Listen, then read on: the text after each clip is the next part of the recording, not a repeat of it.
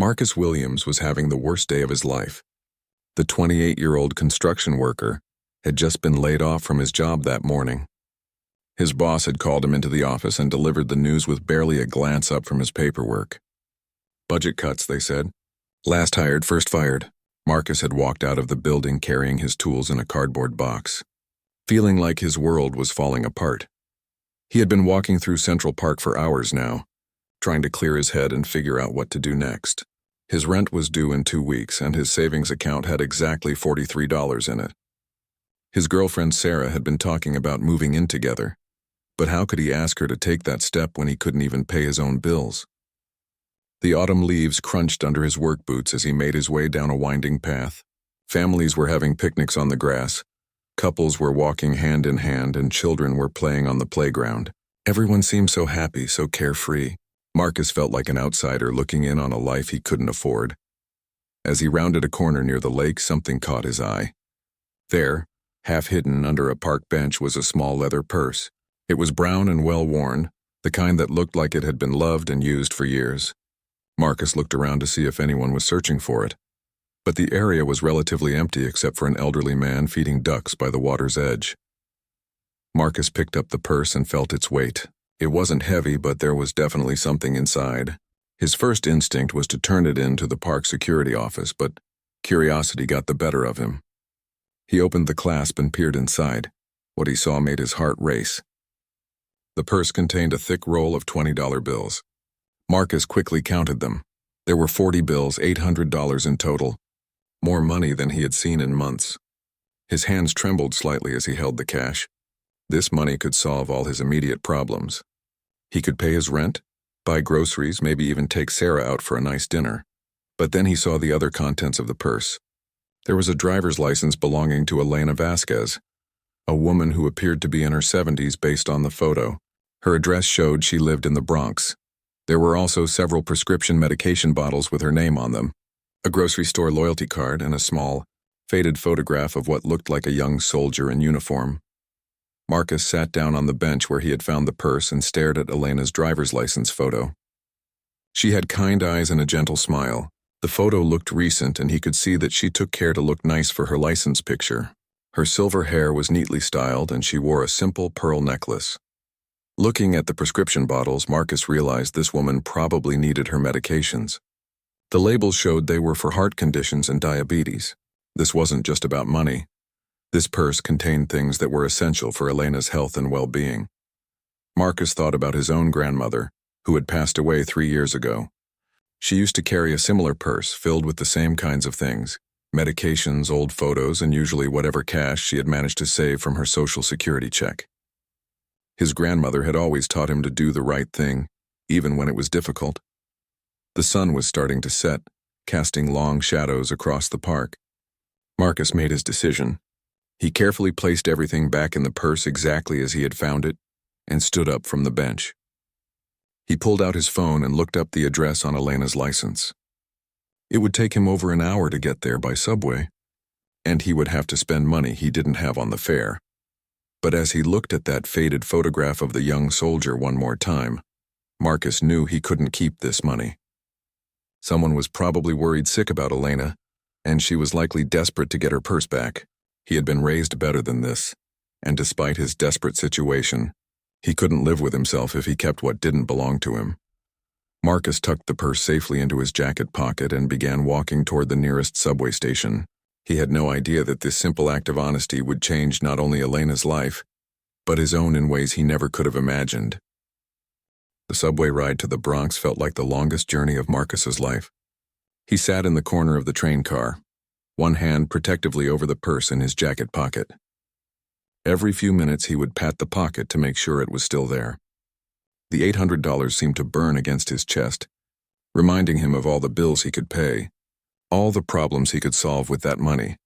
Other passengers got on and off at various stops, but Marcus barely noticed them. His mind kept wandering to Elena Vasquez. What kind of person was she? Why was she carrying so much cash? Most importantly, did she even realize her purse was missing yet? When the train finally reached his stop in the Bronx, Marcus felt his nervousness increase. He had never been to this neighborhood before, and as he walked down the unfamiliar streets, he wondered if he was doing the right thing. The buildings were older here, some showing signs of wear and age, but there was a sense of community that reminded him of where he had grown up. Elena's address led him to a modest apartment building with red brick walls and small balconies decorated with potted plants. Marcus checked the address twice before entering the building. The lobby was clean but simple, with mailboxes lining one wall and a small seating area with worn but comfortable-looking chairs. He found Elena's apartment number and took a deep breath before knocking on the door. From inside, he could hear the sound of a television playing Spanish music videos. After a moment, the volume decreased and he heard footsteps approaching the door. "Who is it?" came a voice from behind the door. The accent was slight but warm. "Ma'am, my name is Marcus Williams. I found your purse in Central Park and I wanted to return it to you," Marcus called out, speaking clearly so she could understand him through the door. There was a long pause, and Marcus wondered if Elena had heard him correctly. Then he heard the sound of multiple locks being undone. The door opened slowly, revealing a petite woman with silver hair pulled back in a neat bun. She was exactly as Marcus had imagined from her license photo. Kind eyes, gentle face, but now those eyes were filled with tears. "You found my purse?" Elena asked, her voice barely above a whisper. "I have been so worried. I went to the park this morning to feed the ducks like I do every Tuesday, and when I got home I realized it was gone." Marcus pulled the purse from his jacket and handed it to her. Elena took it with shaking hands and immediately opened it to check the contents. When she saw that everything was still there, the money, her medications, her precious photograph, she began to cry openly. "Everything is here," she said, looking up at Marcus with amazement. "The money, my heart pills, everything. I cannot believe you brought it all the way here." Marcus felt embarrassed by her gratitude. "It was the right thing to do, ma'am.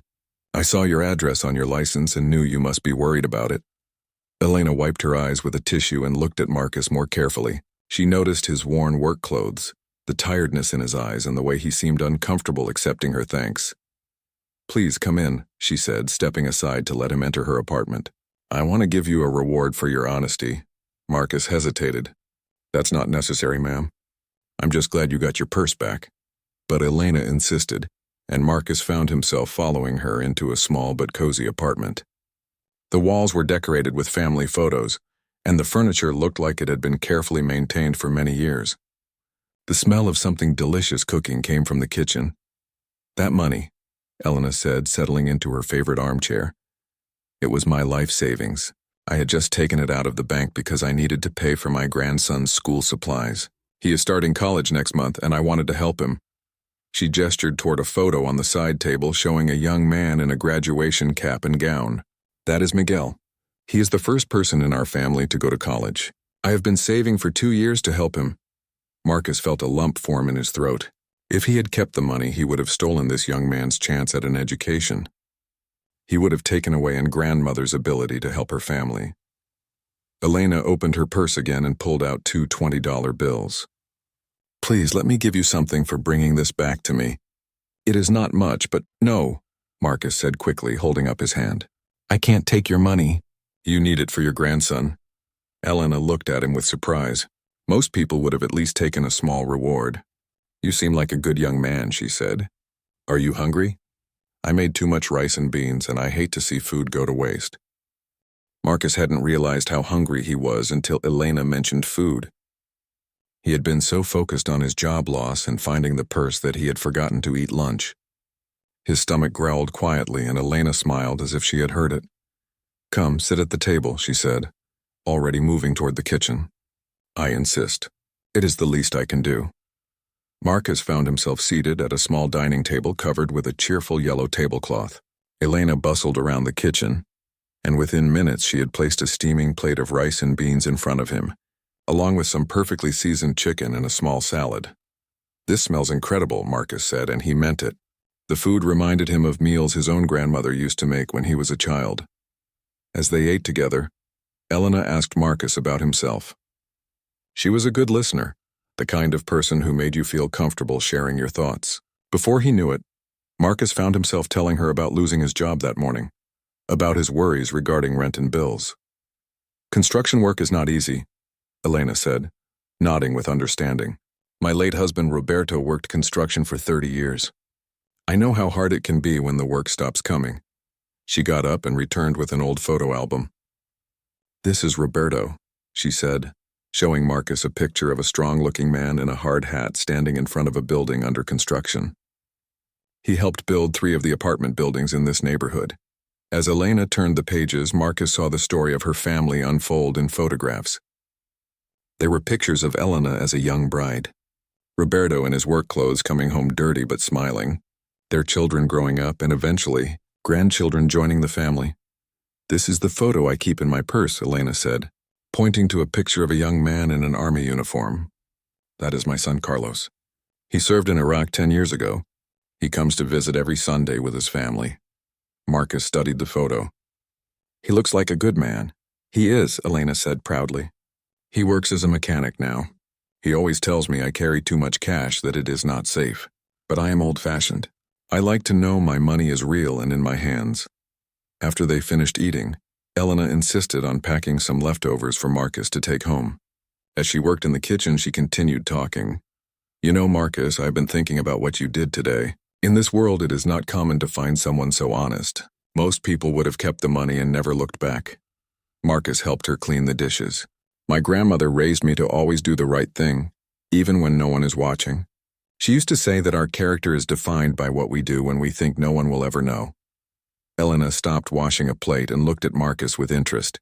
Your grandmother sounds like a wise woman. Is she still alive? No, she passed away 3 years ago, Marcus said quietly. But I still hear her voice sometimes telling me what I should do. Elena dried her hands and placed them gently on Marcus's shoulders. I think your grandmother would be very proud of you today. And I think Roberto would have liked you very much. You remind me of him when he was younger. As the evening grew later, Marcus knew he should be getting home. Elena walked him to the door, but before he left, she handed him a small piece of paper with her phone number written on it. I want you to call me, she said. Not for any reward or anything like that, but I think we could be friends. I do not get many visitors except for my family on Sundays, and you seem like someone who could use a friend too. Marcus looked at the paper in his hand. It had been a long time since anyone had offered him genuine friendship without wanting something in return. I would like that, he said honestly. Elena smiled. Good. And Marcus, do not worry too much about the job situation. Things have a way of working out, especially for people with good hearts like yours. As Marcus made his way back to the subway station, Elena's words echoed in his mind. He felt lighter somehow, despite still being unemployed and nearly broke. There was something about spending the evening with Elena that had reminded him of the good things in life. Kindness, family, home-cooked meals, and genuine human connection. The leftover food Elena had packed for him would feed him for the next 2 days, which meant he could stretch his remaining money a little further. But more than that, he had made a new friend. For the first time since losing his job that morning, Marcus felt like maybe everything was going to be okay. He had no way of knowing that Elena was already making plans that would change his life forever. 3 days later, Marcus was sitting in his small apartment looking through job listings online when his phone rang. The number looked familiar, and when he answered, he heard Elena's warm voice on the other end. Marcus, how are you doing, mijo? She asked, using the Spanish term of endearment that made him smile. I'm doing okay. Mrs. Vasquez. Still looking for work, but I'm managing. That is actually why I am calling, Elena said, and Marcus could hear excitement in her voice. I told my son Carlos about you, about how you returned my purse. He wants to meet you. Marcus felt a flutter of nervousness. Oh, you didn't have to do that. Listen to me, Elena continued. Carlos owns his own auto repair shop and business has been very good lately. He needs someone reliable to help with some renovation work, building new workbenches, updating the customer waiting area, things like that. It is not full-time construction work, but it could lead to something more. Marcus sat up straighter in his chair. Are you serious? Very serious. Carlos says anyone honest enough to return $800 is someone he wants working for him. Can you come by the shop tomorrow morning? I will text you the address. That night, Marcus could barely sleep. He spent hours researching the auto shop online, looking up reviews and trying to learn everything he could about the business. From what he could tell, Carlos had built a solid reputation in the community for fair prices and quality work. The next morning, Marcus put on his cleanest work clothes and made his way to Carlos's auto repair. The shop was located in a busy commercial area with a large garage bay and a small office building attached. The sign out front was professionally painted, and the property was well maintained. Marcus walked into the office and was greeted by a young woman at the front desk. "You must be Marcus," she said with a smile. "Carlos is expecting you. He's in the back garage." Marcus made his way through the shop, impressed by how organized and clean everything was. He could see several cars in various stages of repair, and the mechanics working on them looked professional and focused. He found Carlos underneath a car, working on something with intense concentration. Carlos was a man in his 30s with his mother's kind eyes but his father's strong build. When he slid out from under the car and saw Marcus, his face broke into a wide grin.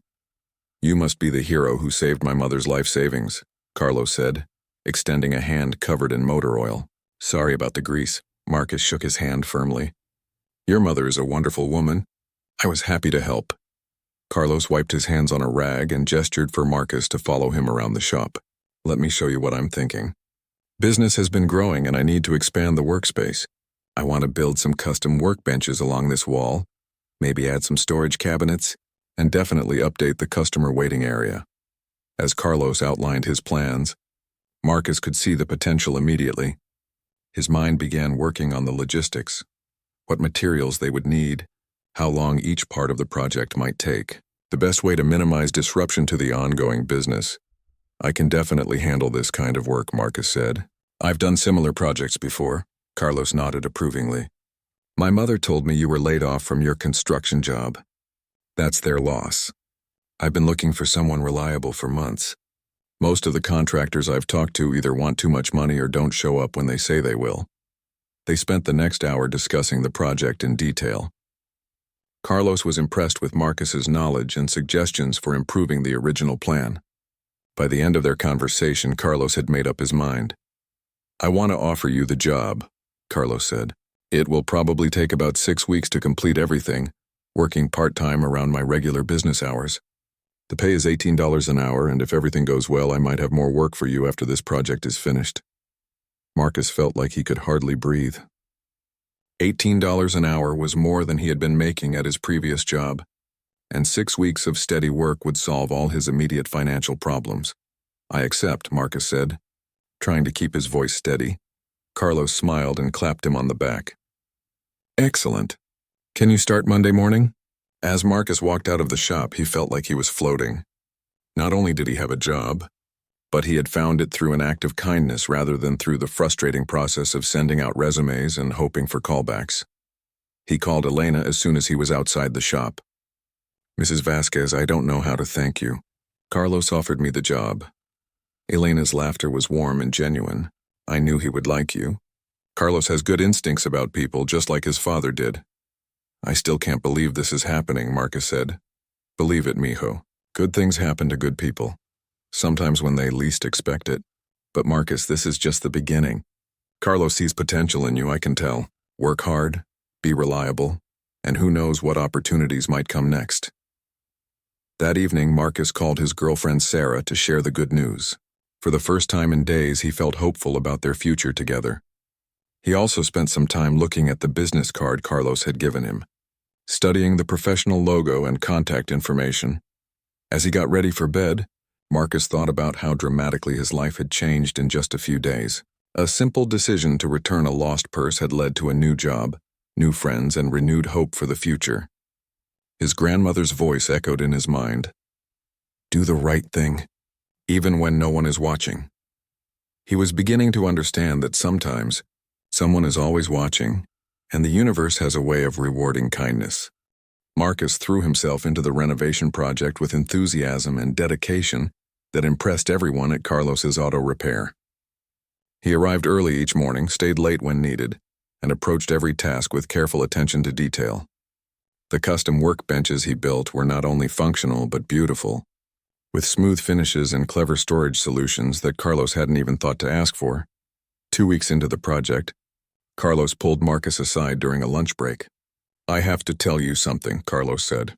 "I've had contractors work on this place before, and none of them cared about the quality like you do. You're not just doing a job. You're treating this place like it's your own business. Marcus felt proud but tried to stay humble. I believe in doing things right the first time. Besides, this is your livelihood. Your customers deserve a professional environment. What Marcus didn't know was that Carlos had been watching him interact with customers who came into the shop while he worked. Marcus was always polite, moving his tools out of the way when people needed to walk through. And he even helped an elderly customer carry some heavy parts to his car one afternoon. Carlos had also noticed that Marcus asked intelligent questions about the auto repair business. During breaks, Marcus would observe the mechanics at work, trying to understand the different types of repairs and the tools involved.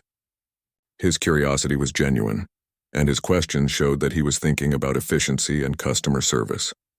3 weeks into the project, Carlos made a decision that would surprise everyone, including Marcus. It was a Friday afternoon, and Marcus was putting the finishing touches on the last workbench when Carlos approached him with a serious expression. "Marcus, I need to talk to you about something important," Carlos said. "Can you come to my office when you're done with that?"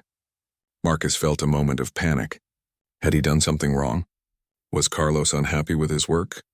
He finished securing the last piece of hardware and made his way to the office, trying to prepare himself for bad news. Carlos was sitting behind his desk, but he gestured for Marcus to take a seat in the chair across from him. On the desk was a folder with some papers inside. "First, I want you to know that your work has been exceptional," Carlos began. "Better than I hoped for, actually. You're going to finish this project a week ahead of schedule, and the quality is outstanding." Marcus felt relieved, but sensed there was more coming. Carlos leaned forward in his chair. "But I have a proposition for you that goes beyond this renovation project. I've been thinking about expanding my business, and I need someone I can trust to help me do it." He opened the folder and pulled out some documents. "I want to offer you a full-time position as my operations manager.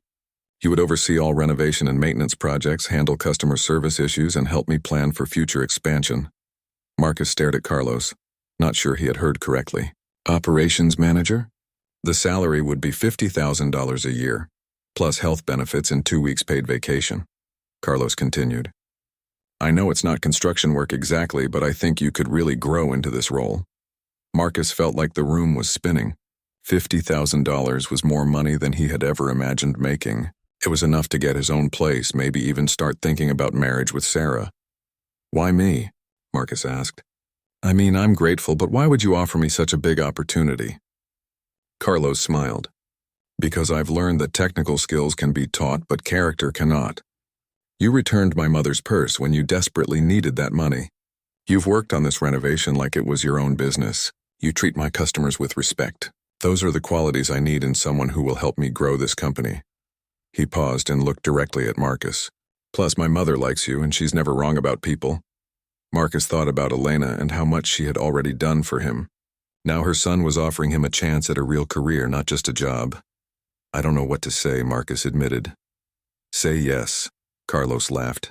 "Look, I know this is sudden, but I believe in moving fast when I find the right person. I've been looking for someone like you for over a year." Marcus thought about his construction job, which had been unpredictable and physically demanding with no real opportunities for advancement. This was a chance to use his skills in a new way, to learn about business and to build something lasting. "Yes," Marcus said, extending his hand to Carlos. "I accept." They shook hands and Carlos grinned widely. "Excellent. You can start in your new role as soon as you finish the renovation project. I'll have HR draw up all the paperwork next week." That evening, Marcus could hardly contain his excitement as he called Elena to share the news. "Mijo, that is wonderful," Elena exclaimed when he told her about the job offer. "I am so proud of you, and I know Carlos made the right decision." "I can't believe how much my life has changed since I found your purse," Marcus said. Elena was quiet for a moment before responding. "You know, Marcus, I think you have it backwards. Your life didn't change because you found my purse. Your life changed because of who you are as a person. Finding the purse just gave you a chance to show your true character." As Marcus hung up the phone, he reflected on Elena's words. Maybe she was right. Maybe the job, the new opportunities, and the friendship weren't rewards for returning the purse. Maybe they were the natural result of living according to the values his grandmother had taught him. Either way, Marcus was grateful for the chance to build a better future, and he was determined not to waste it. 6 months later, Marcus had settled into his role as operations manager at Carlos's auto repair like he had been born for the job. The business was thriving under his careful management, and Carlos had already begun talking about opening a second location. Marcus had implemented new systems for scheduling, inventory management, and customer follow-up that had increased both efficiency and customer satisfaction. But the most meaningful change in Marcus's life wasn't professional, it was personal. Elena had become like a second grandmother to him. Every Tuesday he would stop by her apartment after work to check on her and share a meal. These visits had become the highlight of both their weeks. On one particular Tuesday evening, Marcus arrived at Elena's apartment to find her unusually quiet and thoughtful. She served him his favorite rice and beans, but he could tell something was on her mind. "Mrs. Elena, is everything okay?" Marcus asked as they sat down to eat. Elena smiled, but Marcus could see tears forming in her eyes. "Everything is fine, mijo. Actually, everything is better than fine. I have some news to share with you." She got up and retrieved an envelope from her kitchen counter. "This came in the mail today." Marcus looked at the return address and saw that it was from a local community college. "What is this?" "Open it," Elena said, sitting back down across from him. Marcus carefully opened the envelope and pulled out an official-looking document. As he read it, his eyes widened with surprise and confusion. "I don't understand," he said, looking up at Elena. "This is a scholarship notification. The Elena Vasquez Memorial Scholarship for Working Adults. But you're not. I mean, why is your name on a memorial scholarship?" Elena laughed, wiping away a tear. "It is not a memorial for me, silly boy. It is a memorial for my husband Roberto. I established this scholarship in his memory 6 months ago, and you are the first recipient." Marcus stared at the document in his hands. The scholarship was worth $10,000, enough to cover tuition and books for a 2-year associate degree program in business management. "I can't accept this," Marcus said immediately. "This is too much. You've already done so much for me." Elena reached across the table and placed her hand over his. "Marcus, do you remember what I told you about the money in my purse? How it was for my grandson Miguel's college education?" Marcus nodded. "Well, Miguel received a full academic scholarship to the state university. He doesn't need my money anymore, so I decided to use it to help someone else get an education, someone who has shown me that there are still good people in this world." Marcus felt overwhelmed by her generosity. But why a memorial scholarship for Roberto? Elena's eyes grew distant as she thought about her late husband. Roberto always said that education was the key to building a better life. He never got the chance to go to college himself, but he always encouraged our children to study hard and learn everything they could. I think he would be happy to know that his memory is helping someone like you get an education." Marcus looked at the scholarship letter again. The program was designed for working adults, with evening and weekend classes that would allow him to keep his job while earning his degree. "This would take me 2 years to complete," Marcus said. "And Carlos has already agreed to give you flexible hours so you can attend classes," Elena said with a smile. "I may have mentioned the scholarship to him last week." Marcus shook his head in amazement. "You two have been planning this behind my back?" "We care about you, Marcus. We want to see you succeed and grow. This scholarship is not charity. It is an investment in someone we believe in." That night, Marcus called Sarah to tell her about the scholarship. She was as excited as he was, and they spent hours talking about how this opportunity could change their future together. "You know what this means?" Sarah said. "With your experience at the auto shop and a business degree, you could eventually open your own company. You could be your own boss." The idea had never occurred to Marcus before, but as Sarah spoke, he could see the possibility. Maybe someday he could start his own construction and renovation business. Maybe he could create jobs for other people who needed a chance, the way Carlos had given him a chance. Over the next few weeks, Marcus completed all the paperwork for the scholarship and enrolled in the business management program. His first classes would begin in the fall semester, but before he started school, Marcus wanted to do something special for Elena. He had been thinking about it for weeks, and finally he knew what would be the perfect way to show his gratitude. On a warm Sunday afternoon, Marcus arranged to meet Elena at Central Park, near the same bench where he had found her purse almost a year earlier. When she arrived, she found Marcus standing next to a small bronze plaque that had been installed on the bench. Elena approached slowly and read the inscription. "In memory of Roberto Vasquez, who believed that education builds better lives, and in honor of Elena Vasquez, whose kindness changes lives every day. Elena covered her mouth with her hands and began to cry. "Marcus, how did you do this?" "I worked with the Parks Department for months to get approval," Marcus said. "I wanted Roberto to be remembered in the place where our friendship began. And I wanted you to know that your kindness will be remembered here forever." They sat together on the bench for a long time, watching families enjoy the park and ducks swimming in the lake. Elena told Marcus stories about Roberto and their life together, while Marcus shared his dreams for the future and his gratitude for everything Elena had done for him. As the sun began to set, Elena took Marcus's hand and squeezed it gently. "You know, mijo, when I lost my purse that day, I thought it was the worst thing that could happen. I was so worried about the money, about helping Miguel with school. But losing that purse brought you into my life, and that has been one of the greatest gifts I have ever received." Marcus smiled and squeezed her hand back. "I feel the same way, Mrs. Elena. Finding your purse changed everything for me." "No," Elena said firmly, just as she had months before. "You changed everything for yourself by being the kind of person who returns lost purses instead of keeping them. I just had the privilege of being there to see it." 2 years later, Marcus stood in front of his bathroom mirror adjusting his cap and gown. Today was graduation day, and he was about to receive his associate degree in business management with highest honors. The young man looking back at him in the mirror seemed like a completely different person from the one who had lost his construction job and found Elena's purse in Central Park. The easy graduation ceremony was being held at the college's main auditorium, and Marcus had invited everyone who had supported him through this journey. Sarah would be there, of course, along with Carlos and his family, but most importantly, Elena would be there, sitting in the front row where Marcus could see her proud smile. As Marcus walked across the stage to receive his diploma, he spotted Elena in the audience. She was wearing her best dress and the pearl necklace from her driver's license photo, and she was crying happy tears. Next to her sat Carlos, cheering loudly, and Sarah, who was taking pictures with her phone. After the ceremony, the group gathered for a celebration dinner at Elena's favorite restaurant. The walls were covered with family photos, and the atmosphere was warm and welcoming, just like Elena herself. During dinner, Carlos stood up to make a toast.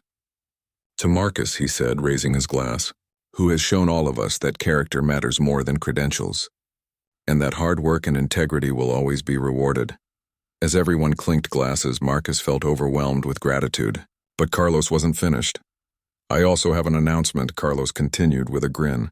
"Next month, we're opening our second location, and Marcus is going to be the general manager. He'll be running the entire operation." The table erupted in cheers and congratulations. Sarah grabbed Marcus's hand and squeezed it tightly. This promotion meant not only more responsibility, but also a significant salary increase that would allow them to finally start planning their wedding. Elena reached into her purse, a newer one that Marcus had bought her for her birthday, and pulled out a small wrapped package. "I have something for you too, mijo." Marcus unwrapped the gift to find a framed photograph. It was the picture of Roberto in his army uniform that Elena had always carried in her purse, but now it was professionally restored and matted. "Roberto would have been so proud of you," Elena said softly. "I want you to have this to remember that good men support other good men, even across generations." Marcus felt tears welling up in his eyes as he looked at the photograph. "Mrs. Elena, I can't take this. This belongs to your family." "You are my family now," Elena said firmly. "Roberto's legacy lives on in the scholarship that helped you, and now it will live on in everything you accomplish." 6 months later, Marcus was indeed managing the second location of Carlos's auto repair, and business was booming. His combination of technical knowledge, customer service skills, and business education made him a natural leader. The mechanics respected him, customers trusted him, and Carlos had already begun talking about opening a third location. But perhaps the most significant change in Marcus's life was personal. On a beautiful Saturday morning in spring, exactly 3 years after he had found Elena's purse, Marcus and Sarah were married in a small ceremony in Central Park. The wedding was held near the lake, within sight of the bench where Marcus and Elena's friendship had begun. Elena, now 81 but still sharp and energetic, served as Marcus's honorary grandmother in the wedding party. She wore a beautiful blue dress and carried a bouquet of flowers that matched Sarah's. During the ceremony, the officiant mentioned how the couple's love story was intertwined with a story of kindness and community that had brought their families together. After the wedding ceremony, the small group of family and friends walked over to Roberto's memorial bench for photos. Elena sat in the middle with Marcus and Sarah on either side, and Carlos and his family surrounding them. As the photographer captured the moment, Elena whispered to Marcus, "You know, I never told you this, but the day I lost my purse, I had been feeling very lonely. Miguel was starting college, Carlos was busy with work, and I felt like maybe I didn't matter to anyone anymore." Marcus looked at her with surprise. "You never seemed lonely to me," Elena smiled. "That's because you gave me purpose again. Taking care of you, watching you grow and succeed, it made me feel needed. You didn't just return my purse that day, Marcus. You returned my sense of meaning." As the sun set over Central Park that evening, Marcus reflected on the incredible journey that had brought him to this moment. He had a career he loved, a wife he adored, and a family that extended far beyond blood relations. The Roberto Vasquez Memorial Scholarship had now helped 3 other working adults pursue their education, and Marcus served on the selection committee. But most importantly, Marcus had learned that kindness creates ripples that extend far beyond what we can see. His decision to return Elena's purse had changed not just his own life, but the lives of everyone around him. Elena had found renewed purpose. Carlos had discovered a trusted business partner. Sarah had found a husband who shared her values. And future scholarship recipients would have opportunities they never would have had otherwise. As Marcus and Sarah walked back to their wedding reception, hand in hand, Marcus thought about his grandmother's words that had guided him that day in the park. Do the right thing, even when no one is watching. He now understood that someone is always watching, not in a threatening way, but in the sense that our actions create connections and consequences that we may never fully comprehend. The young construction worker who had lost his job and found a purse was gone, replaced by a successful businessman, devoted husband, and cherished family member. But the values that had driven him to return that purse remained unchanged, and they would continue to guide him as he built a life filled with purpose, love, and the kind of quiet heroism that comes from simply choosing to do the right thing every single day. Years later, when people would ask Marcus about the secret to his success, he would always tell them about a Tuesday morning in Central Park when he found more than just a lost purse. He found his true calling as someone who believes that kindness, once given, returns to us in ways we never could have imagined.